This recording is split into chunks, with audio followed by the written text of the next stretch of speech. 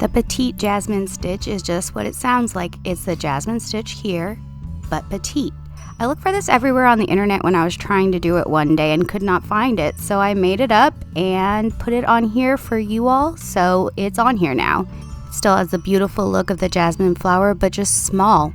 You can use any type of yarn you want for this. It really does not matter. I'm using a worsted weight yarn. Nothing crazy. The one tip I am gonna have to give you is whatever size hook your yarn says, go up at least 1 millimeter in size. My yarn asked for 5 millimeter, so I am using a 6 millimeter, and you should do the same for whatever you're using. If you've never done a jasmine stitch before, it starts with a foundation puff stitch instead of a regular chain. Please do remember that if I'm going too fast for you, you can always slow down my video.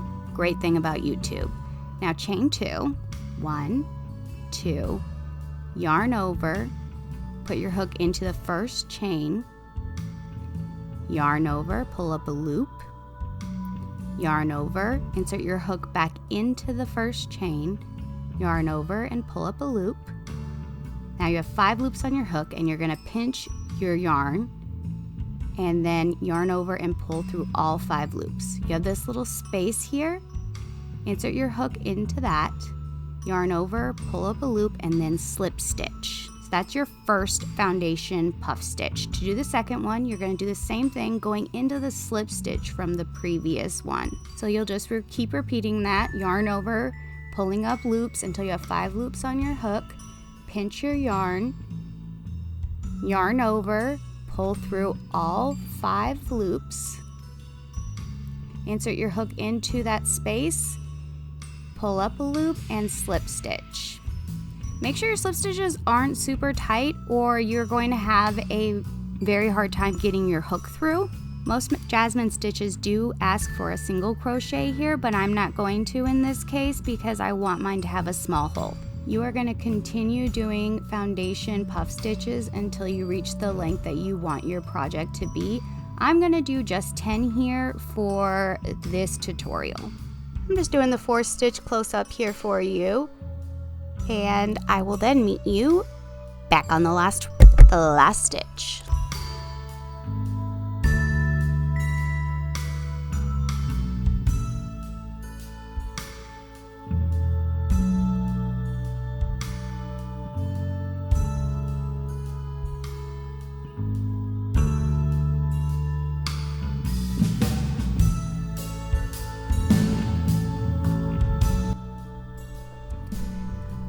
For row 2, we're going to start by chaining 1, and then you're going to do another foundation puff stitch. Going back into that slip stitch space, pulling up a loop, yarn over, insert your hook back into the chain space, slip stitch space, pull up a loop, you have 5 loops, pinch, pull through, and slip stitch. Now we're going to begin the actual process of doing the second row. So this is 3 rows actually, but the second row is here. So it is the horizontal line above it and then those little V-stitch part like that. All right. So we're going to do kind of like a puff stitch, yarn over, insert your hook into the slip stitch, pull up a loop, yarn over, insert your hook, and pull up a loop. No pinching here. We're just going to go straight to the next one by yarning over, insert your hook into the last slip stitch from row 1. So right there.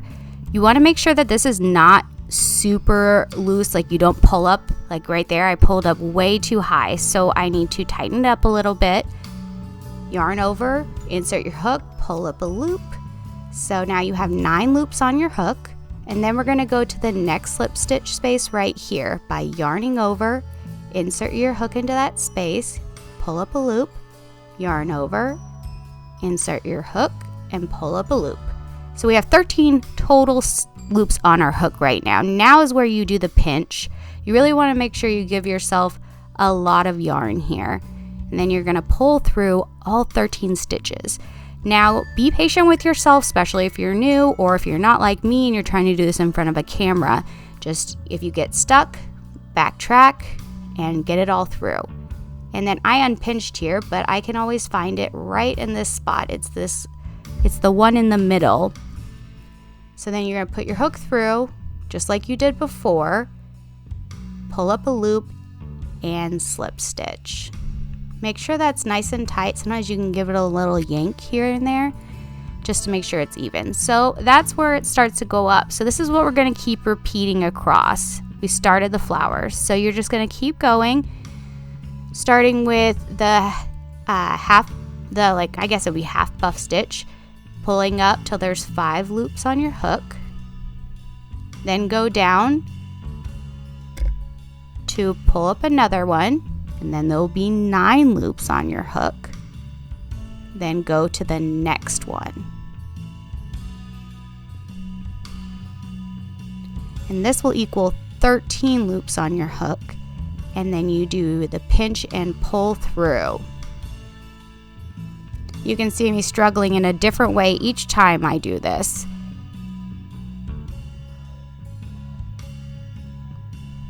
There we go. And I have to find it and pull it out because I never keep my hand on it like I'm supposed to. And then slip stitch. So that's what it looks like, and you're just gonna keep doing that all the way across. At the very end, you're gonna do the same as you've been doing, but I wanna just show you where your last slip stitch goes, or where the last slip stitch is. So you just do it like you normally would, and then when you get to the last one, you're just gonna put it in this little spot right here, where your initial slip knot was.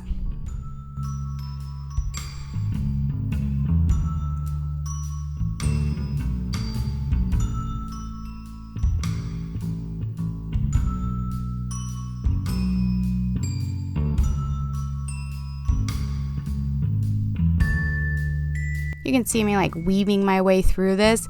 That last one always gets me. Anyways, yeah, this is the row you're gonna do the whole time. You just keep repeating row 2. So that's what row 2 looks like all by itself. To begin row 3, do a chain 1 and turn your work.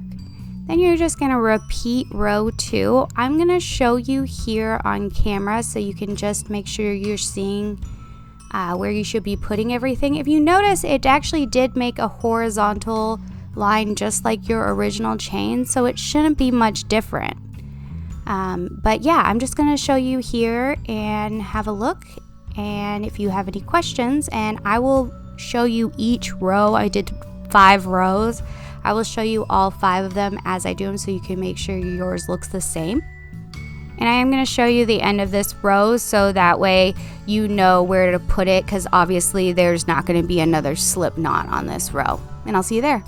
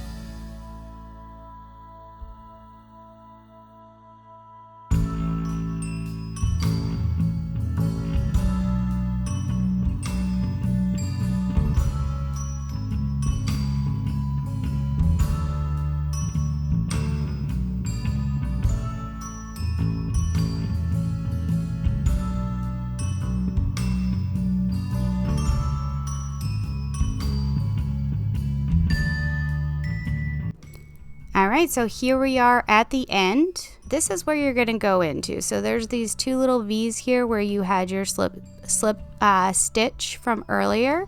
So little V's, put them in both of those. Pull up a loop, or don't, split your yarn, but pull up a loop and then continue doing that third part of the second row.